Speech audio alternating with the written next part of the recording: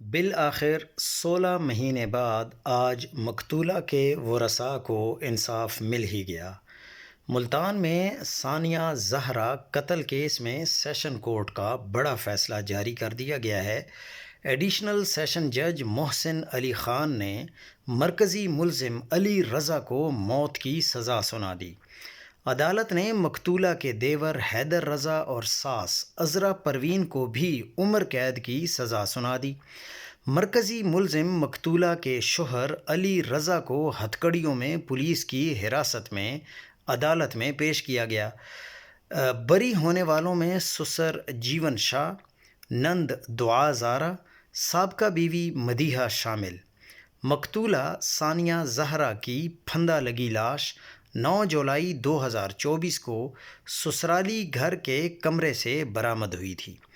تھانہ نیو ملتان میں ثانیہ شاہ کے شوہر علی رضا، دیور حیدر علی اور ساس عذرا پروین سمیت 6 افراد کو مقدمے میں نامزد کیا گیا تھا۔